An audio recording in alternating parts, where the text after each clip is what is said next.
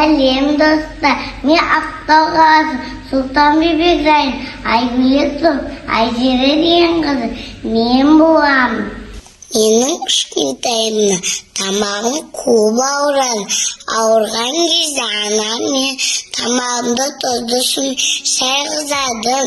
Ал мен тұз болса анам бір төкпе, ол қасиетті зат деп айтады.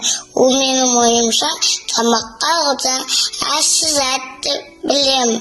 Бірақ мен досым Сымбат оның пайдасы көп қой деп. Сосын мен ойландым, оның қандай пайдасы бар. Осы сұраққа жауап алу үшін мен Атабайқызымен зерттеу жұмысын жасадық.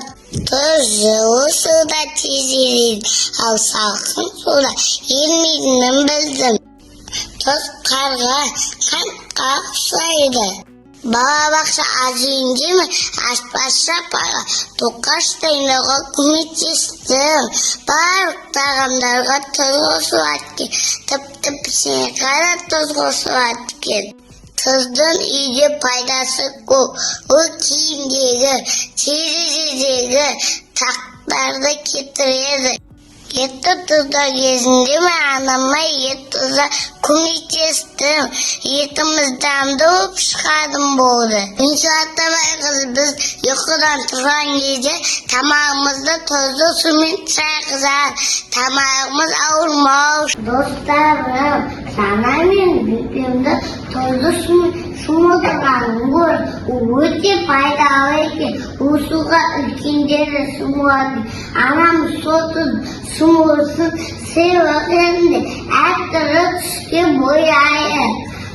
Ол үшін бізге күркум майы, шпинат шөбі керек, каркаде керек.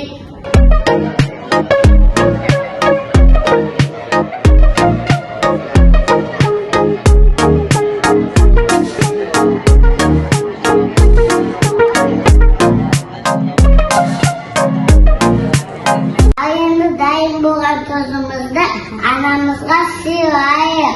Анамыз қуанып қалатын болды. Мен Атабайқызымен емханадағы тұзды бөлмеге саяхат жасадық. Ол бөлме маған қатты ұнады. Дәрігер апай ол біздің денсаулығымызға, терімізге пайдалы екенін айтты.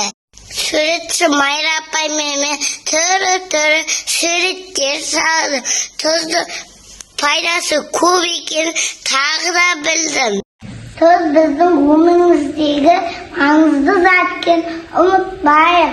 Тұзды қадірлеп, шашпа, өмір ішінде қолданайық. Менің зерттеу жұмысым сіздерге ұнады деп ойлаймын. Сау болыңыздар.